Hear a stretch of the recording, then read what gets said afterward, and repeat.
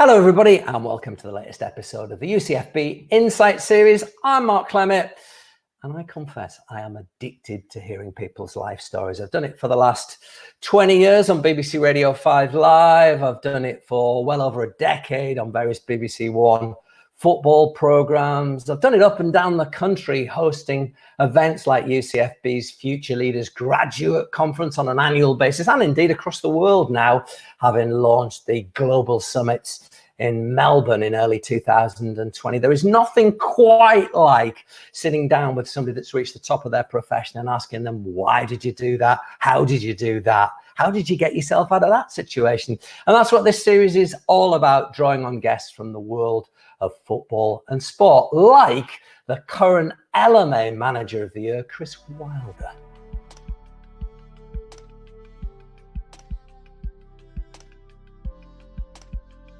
Having taken 18 years to get to the Premier League, what kind of emotions have you experienced this season from a personal point of view? I think obviously managing in the Premier League for the first time, just that what a wonderful experience it is. You always, thought and watched and observed what it was like to be involved in it is something special for everybody. For myself personally, for the players up against world-class players playing at these unbelievable arenas in front of sellout crowds. For our supporters that you'll obviously recognise are not glory hunting supporters, never have been, and I should imagine never will be really. They've had to go on quite a journey, as well as the players and myself, to get to this stage, this Premier League that we're playing in. So every Premier League game is an event. It's incredible. It's an incredible experience for us all. But obviously, none of us had any. Well, I shouldn't say that. Phil Jagielka did, who we signed in the summer. It was our Premier League experience, but experience it firsthand is been amazing. You see, I think you've given me the bricks and mortar there, but I want to know what's inside you, because you have really grafted to earn this. So have you had any moments where you've stopped? We're recording this in the middle of the COVID-19 crisis, where you've reflected and thought, blooming heck, 6 years ago, I was fighting to keep Northampton in the Football League. Now look at what has happened to me. No, honestly, no. It's just, I don't know how I just imagine you'll go into it in detail, the sort of journey. But one thing that I've always done is living the present. Very, very rarely reflect. I'm proud, obviously, of the achievements. What I've myself put, what I've done, and right the way through my footballing career, really. Even though for a bang average playing career, as people like to remind me, Mark, even though I played over 400 football league games, a few of them at the top division, a few of them in the second, third, and a few in the fourth.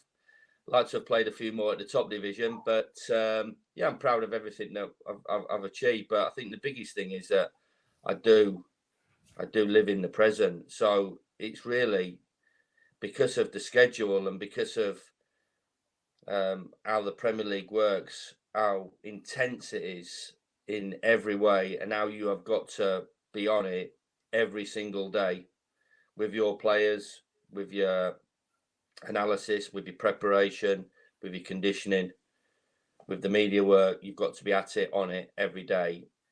There hasn't really been a lot of reflection and a lot of sticking your chest out, and I'm not that type of guy anyway. I'm always looking for that next challenge, for that next 3 points, for that next win, for that next big performance, and I suppose the reflection will be maybe in a few years' time when I step out of this mad, crazy world of professional football. All right, then let me rephrase this. What and who kept you going through that trajectory? Through, let's be honest, some real challenges. Halifax going into administration. You know, you fought to bring Oxford back up. You transformed Northampton Town. You transformed Sheffield United. So were there dark moments along the way? Were there moments of self-doubt? Oh, there's always dark moments. There's always, you know, for every bit of sunshine, there's always a torrential outburst of rain and storm. So yeah, I've been through everything. I'm talking like John Ketley here now, aren't I? No, yeah, I mean, a few close people along the way, of course, but I think just the way I'm made, and I was brought up, and I was educated as well, especially in the tough world of professional football. My education goes back to 14 when I was an associated schoolboy at Southampton. As you will recognise and have knowledge of, that club at that time was full of unbelievable senior players, captains of England, captains of the country. In the time, a quite famous and very well respected manager in Laurie McMenemy, and a very, very tough upbringing from 14 as a schoolboy to 16 as a old apprentice, not as a YTS as these boys have it now. Old school, doing jobs. I listened to an interview from John Terry a couple of weeks ago, and he was talking about it. But even when he was, 16, the role of an apprentice had changed dramatically. So if you do go back into the mid 80s, and when apprentices were apprentices, that formal education that I had, and how tough it was and how demanding it was, but how it really set me up as a person, possibly more than a young footballer, was key to a lot of the traits that I've got now. So is one of your mantras keep going, be resilient, keep pushing, never give up, the old Walt Disney thing? Absolutely, 100%. Hurdles are there to be overcome and got over, and things get put in your way and you've got to deal with them. You've got two choices. You take a backward step and, you can feel sorry for yourself, or you assess the situation and move on to the next challenge. And that's always been the case in my football career. Going back to that, dreaming of being a professional footballer since 9, 10, 11, then the first step, signing as associated schoolboy for an old first division club that was one of the best in the land at the time, and one that I was proud to sign for, taking me away from home at 16, having a 2-year apprenticeship and a year pro, and then that manager that gave me the opportunity was moved on, and another manager pulled the rug from under my career and took all my dreams away from me by releasing me at 19. So possibly that, even though through the apprenticeship stages there was loads of challenges in a very, very competitive world, Clem, as you can imagine, the first serious setback was being told that I wasn't good enough to be a professional footballer at 19. So off I went, back up the road, back home. Had a couple of days of thinking about it, and then I was back out on the roads, ringing people up, looking for the opportunity, and I managed to get an opportunity from there, and took it from there. So is that one of the key bits of advice you would give anybody, UCFB students breaking into the job market, that you just have to keep going, you have to be resilient, and if plan A starts to falter, you've got to look for B or C and find a new route through? Yeah, I think the two things that you've talked about there is finding a route through to get to get to the top. I managed to play in the old First Division, so, and one of the games which will make you smile was when we managed to play Southampton in the old First Division, and the manager at the time at Sheffield United made me captain. Wow. And so quite a surreal experience going into, as you know what happens, exchange team sheets at 2:00, and there I am face to face with the manager that released me and told me I wasn't good enough. Wow. And there I was after at 3:45, 4-0 up. So, you know, these are their opinions. You've got to believe in yourself. You've got to overcome obstacles along the way. But, you know, if you stay the course, you'll get to where you want to be, which is ultimately everybody wants to be successful in their own profession, whether it's students, whether going out into the big wide world of employment, whether it's playing professional sport or coaching or whatever talent or whatever pathway you want to go on. It's very rare that any people get it their own way right away through the career. There's a couple that through unbelievable natural talent, but still having all the other ingredients, have possibly not had to go through the pain of everybody else. But I think that's a small few. But I think the biggest one is, as I said, the belief in what you're doing and how you go about it. And there is always different pathways to get to where you want to be. So your sort of dossiers are quite famous. So when you reach the Premier League and you've done extremely well, a lot of your former players have said this is what he's like. And one of the things is the amount of information you get provided, whether it's the plays and video, extraordinary in depth. So if I got you to do a dossier on yourself, what do you think it would say? What would be the critique of yourself, strengths and weaknesses? I'll go down the weaknesses. I think I'm quite sensitive to criticism, but for that, in a way, keeps me on the edge. Which in a way, I'm not disappointed that I am. I've got that bit of fight in me still. I would say I've mellowed a touch. I've mellowed a touch, but it would be a very, very small percentage. Weaknesses. Yeah, I think everybody's got the weaknesses in life. I'm a bit selfish. Sometimes How are you selfish, Chris? How are you selfish? In where I want to go from a personal point of view. I'm very strong-willed in that. Quite determined.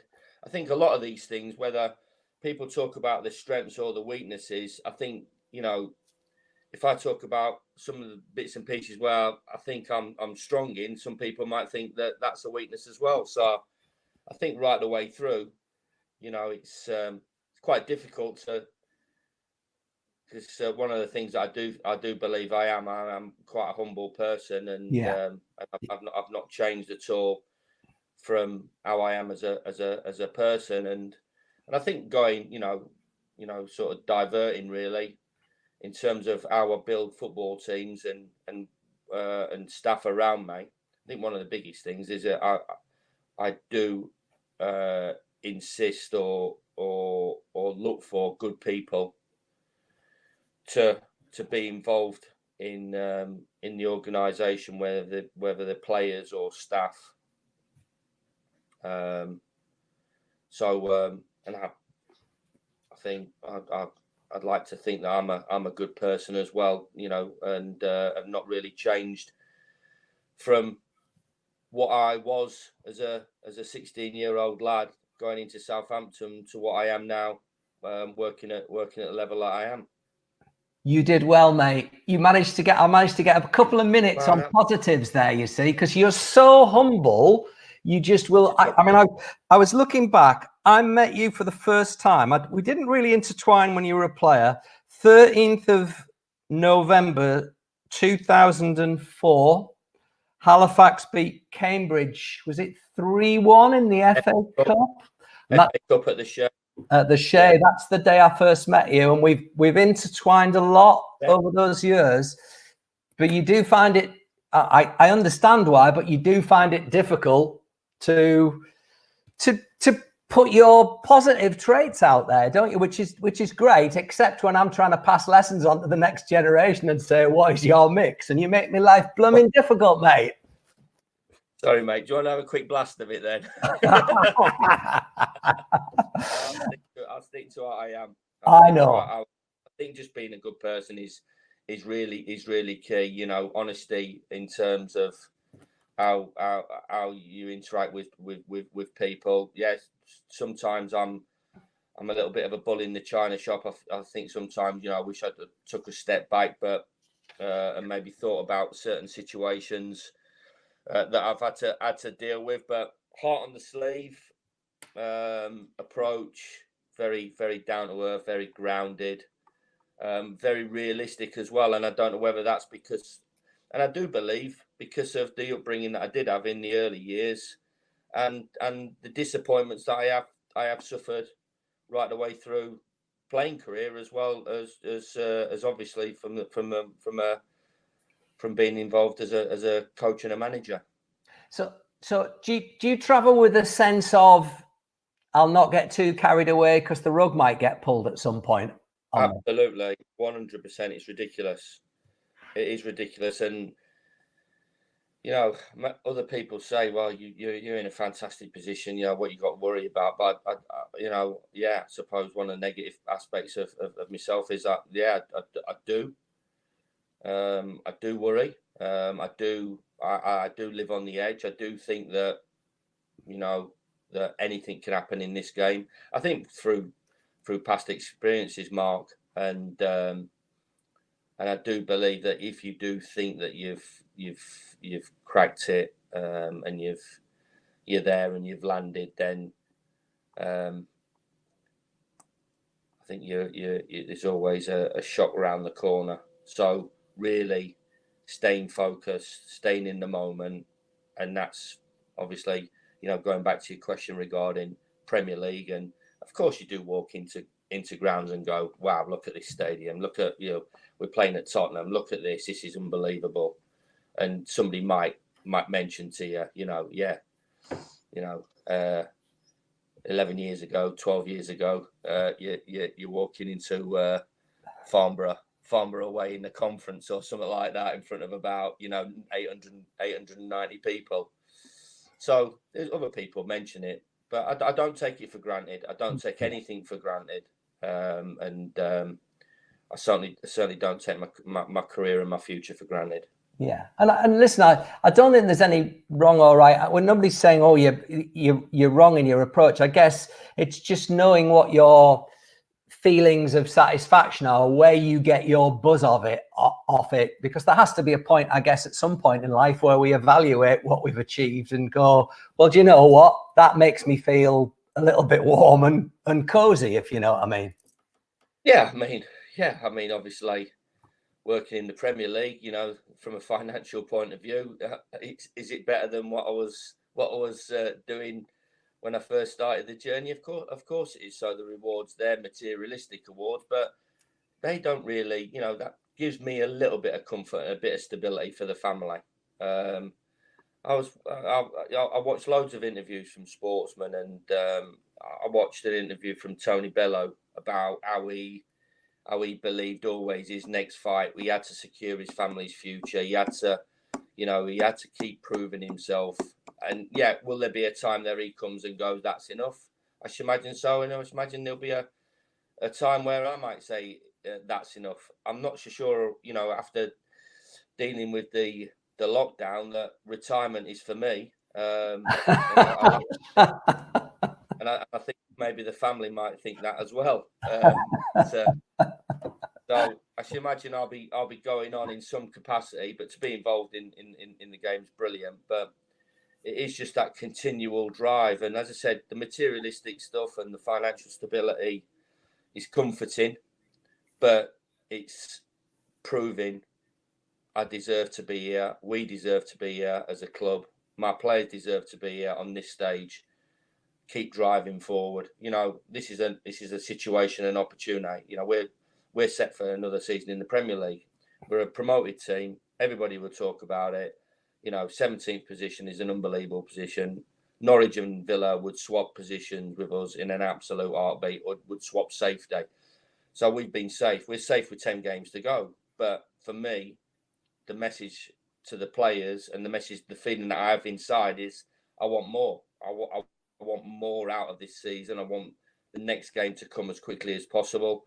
I want the next win to happen. I want that buzz. I want that buzz at 5 o'clock or whatever weird and wonderful time we're playing in the Premier League, as you obviously know. And I want that next win. And I don't know, maybe I'm a bit of a junkie for that as well. That's my fix. But then, as soon as that happens, I'm onto the next one. I think actually on the day we're recording this, the government have announced during the lockdown that anybody that has been furloughed can have a free sort of digital IT course they can do online. Should we get you on one of those, mate? So the next time we do this, we don't need the entire Wilder family to come and switch your camera on. Thought that was between me and you, by the way. Going now, is it? All right then. I'll keep the stuff that I know about you with myself, but you try and make it in front of everybody. No, they played their part. Yeah, Team Wilder. As you rightly said, get some children involved, and we'll get it back. And they certainly did. Can I ask you about how important communication is to your job, and how your own style has evolved over the years, Chris? Yeah, absolutely huge. Hasn't really changed. I love communicating with my players. I love being involved. Obviously, I've managed at different levels, so I'm dealing with different people now, different players to the ones that I used to deal with. So you have to understand them. But I'm a huge communicator. I'm a huge communicator with my players. Even though we're not ones for meetings after meetings, the little one-on-ones, the little, group chats that we have, the structure that we have at the football club. I'm a huge one for involving staff and being inclusive as staff, because they're vitally important. I've got a brilliant relationship, obviously, with Alan Nill, who's worked with me for quite a while, and who I originally got to know at Southampton when I was a 16-year-old. He was a young pro, so just amazing how our paths have crossed, and here we are working now together, and it's obviously been a great success. But inclusive of the staff, always wanting to know what their thoughts are of it. Obviously, yeah, big decisions have to be made by myself, but involving them, always think that, to cap them, to not let them have their opinion, to not let them have their say is not a great way to grow for them personally, and for us as a staff. They're in contact with the players just as much as I am. So without them coming back and telling me, well, he's had an extra potato on his plate, and he's had an extra pudding afterwards or whatever, and he got in at 11:30 when he was meant to be in for 11. So, but inclusive of the staff, and communicator as you have to be as a manager, with the message to your supporters and your employers as well. So managing, as people talk about, managing up, managing sideways, managing, not being disrespectful, other aspects of people that are the stakeholders at the football club, and the message that you want to send out about yourself as well and how you want to be perceived as well. I think that's important. But yeah, communication is absolutely huge in I believe in any walk of life. And is your style completely intuitive, or would you certainly in the build up to a game or at the end of a session maybe have a few measured words, sentences, the tone with which you would take into a one-to-one meeting with a player? Would you have pre-thought about that if you could, Chris? Mixed, but majority of it, thought process. I think everybody in football will talk about, as a manager, that football is always with you, no matter where you are, no matter if you're sat on the beach, no matter if you're walking the dog, you're having your tea, you're watching TV. I can tell you every 5 minutes something pops into my head regarding football, without a shadow of a doubt, and it has done for a long time, and I should imagine that will continue. So, listen, there's times where I've just gone off the radar and gone, this is, I don't care what I'm going to do, this is what I'm going to, I'm going to go for it. And like you said, majority of times thought through, how am I going to approach it, what am I going to say. Obviously important messages in the week to the players, individually, collectively, the message before they go out. Not got a lot of time at half time, and obviously afterwards. That's possibly the most difficult part, Clem, as you can imagine, because you're very emotional, and it's obviously a high pressure environment that we're all working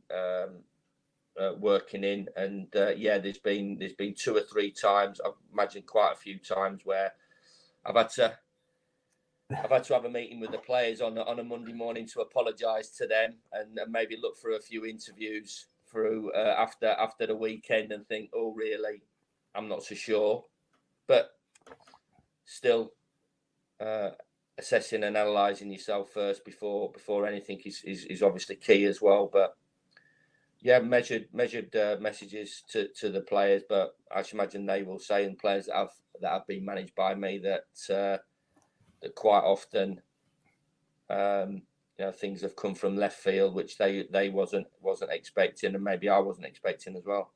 But I just wonder, there was a couple of incidents this season, maybe when the boys have had a good performance and an interviewer has talked about effort, and you've knocked it back and gone, whoa, that's the minimum I expect from my team. Or maybe when a player's goofed, and instead of propping them up, you've known that their personality and character is right, actually to give them a tap on the backside that day. I guess that comes down to knowing them well and thinking in advance, do you know what, I can get away with that this time, just to bring them down a peg because we are on a high. Am I making sense here, Chris? Yeah, absolutely, 100%. Yeah, as I said, there's times where I've done interviews and thought, I've just gone here afterwards and gone hell for leather and thought, well, no, that wasn't good. That I shouldn't be saying things like that. And, really that's an emotion that's taken over. But certainly for the majority of times, you get an opportunity to think and plot a way through. You plot a way through a season. You prepare for a season. You prepare for moments. You look at all the individual people that you work with.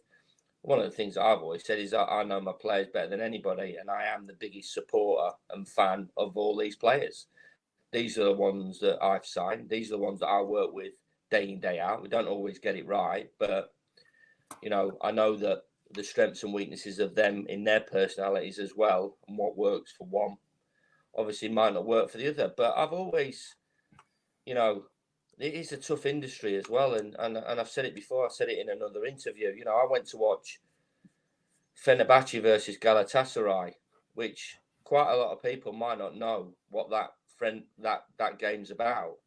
Now, this is one of the most hostile environments a football game could ever be played in, and to be a professional sportsman and to be top of your trade, you've got to be mentally tough.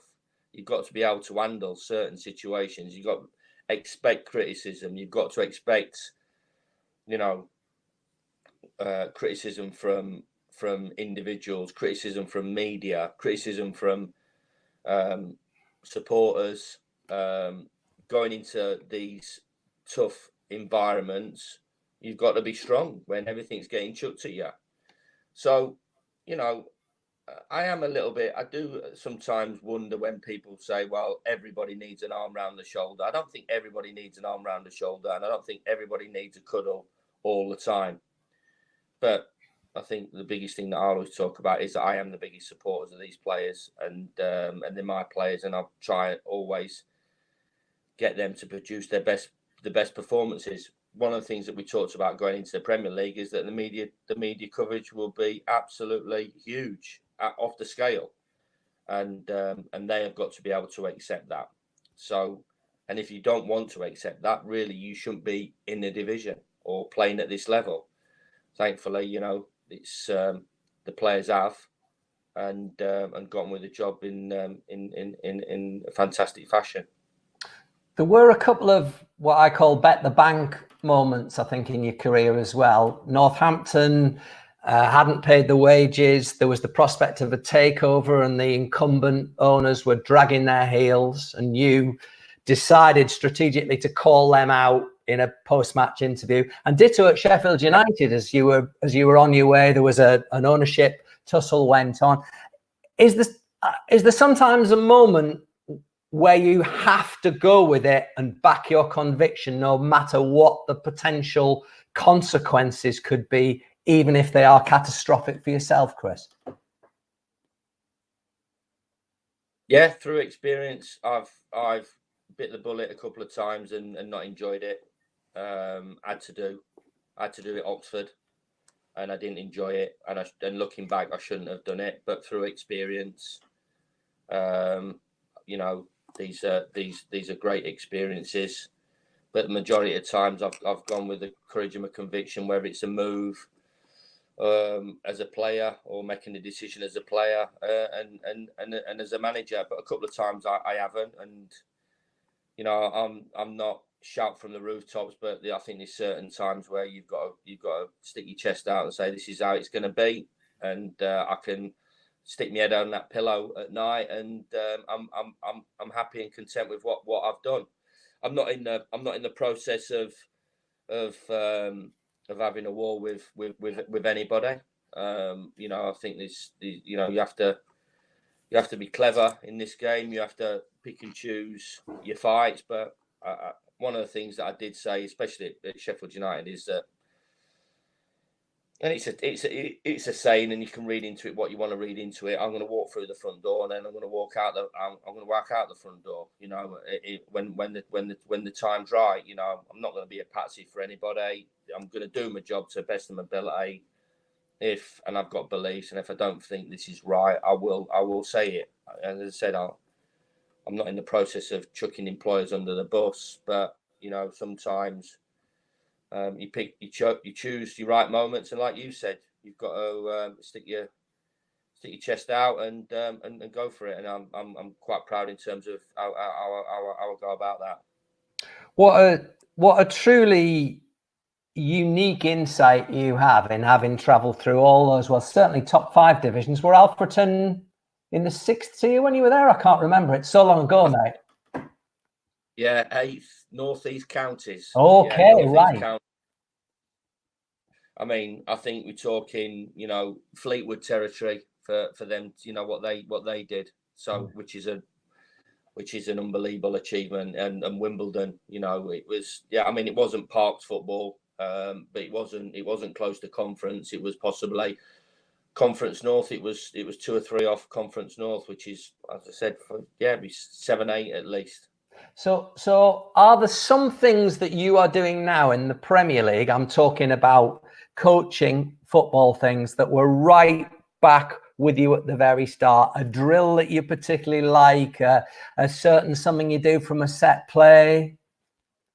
Yeah, I think I've picked up things right the way through. I think everybody's looking to improve, none so than me and my staff. Even at this, it's not a time to sit back and think, like we said, pat ourselves on the back. Even through this period, you know, we're trying to maximise this period and looking at other people and what they do. And I think everybody, you know, you have to go with what's right for you.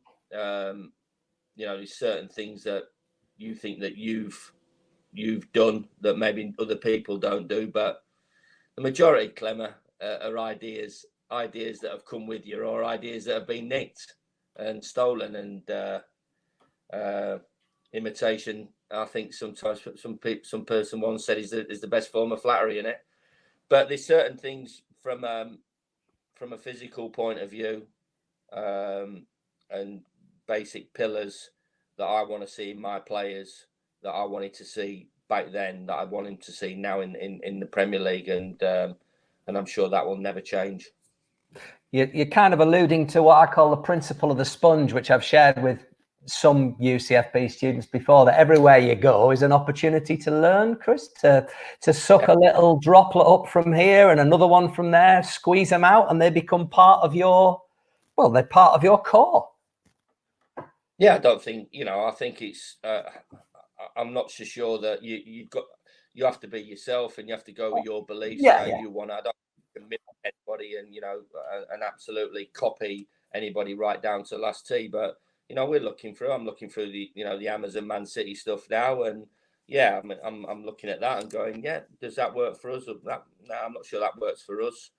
I'm sure that training ground will work for us up at the Etihad. That definitely work for us with all the facilities that they've got. But learning and keeping your eyes open and your ears pinned back as well. I think sometimes it's a good idea to maybe don't open your mouth and listen and take in what people are saying, and that goes to the relationships as well. So I've got really good relationships in the game, so we're always talking and we're always looking, and people are asking me how we do stuff, especially in the way we play, and don't worry about it. It's coming back as well, because we're very much looking at other people and admiring and what stuff they're doing, and I think it, like you said, it goes down to does it work for you or doesn't it? Will it benefit you?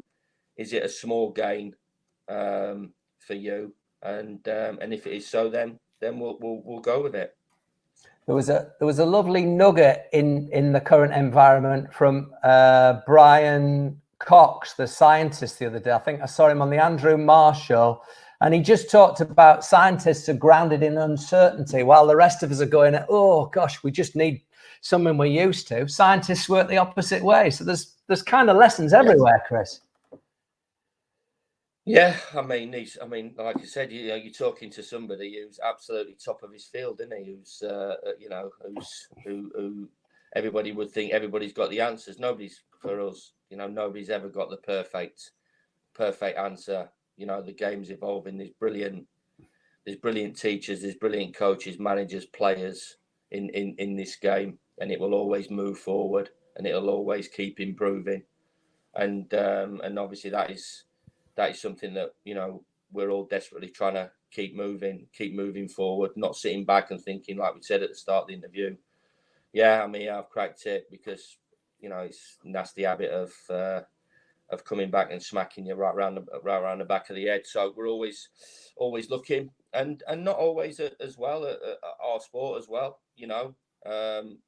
Different sports and different cultures and different environments as well. There's always something to pick up, and like I said, does it work for you? Does it work for me? Does it work for us as a club? Mentors, would you advise anybody that's just starting off on their sort of coaching route now to sort of plug into a couple of more experienced people they can just occasionally lean on for a little more? Because I think we have a mutual friend in a guy called John Still, who was just like a non-league legend, 2,000 odd, 500 odd games. I know you've spoken very highly about having him in the background occasionally and things.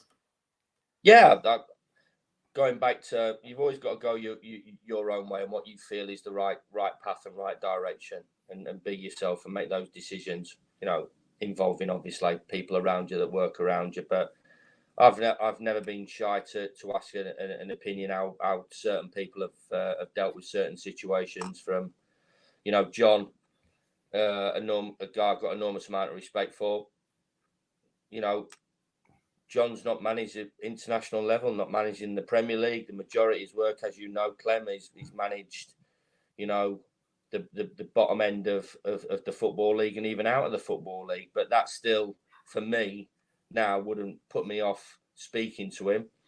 I am fortunate enough to have a relationship with Sir Alex as well, that a number of us have as young managers in the time that's grown and built. So there's people like him and Sam, David Moyes, and other guys that I think.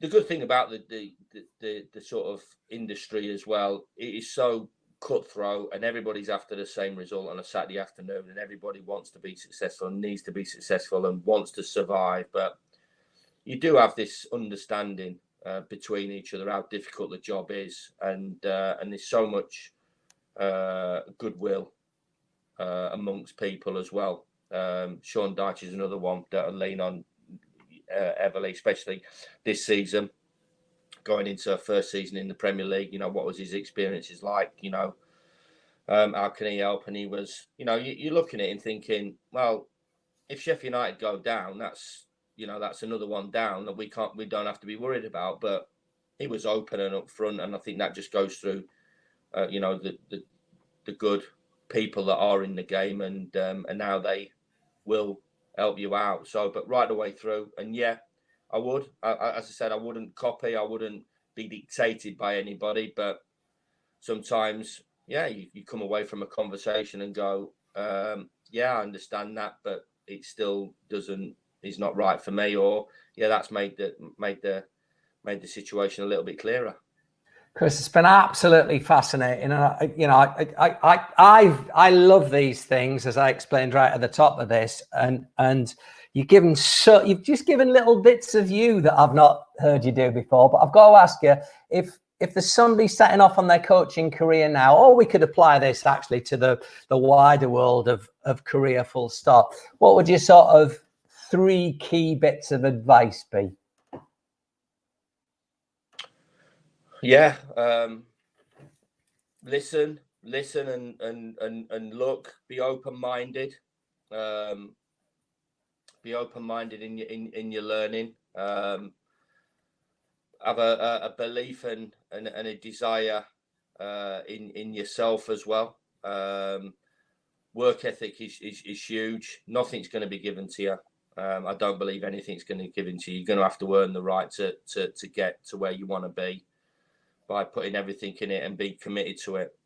Commit to what you want to do, and if it doesn't work out, there's always other things that, you know, might be of interest to you. But I know that's quite a few diverse things there. But I would say the belief, the commitment to what you want to do, and the work ethic, and really go and work hard to achieve what you want to do, what your dreams are, and there is always, wherever you are, for me, there is always a pathway to where you want to get, and you might have to take a few knocks along the way. There might be a few bumps in the road, but you know, if you're determined and you take those disappointments on the chin and come fighting back, and all those things have worked for me. And as I said, I'm proud of the journey that I've been on. I'm not, you know, I don't look back and go, oh, I wish I'd it had been a little bit different. You know, it's something that when you know, I love talking to you guys about it, and you, Clem, about it.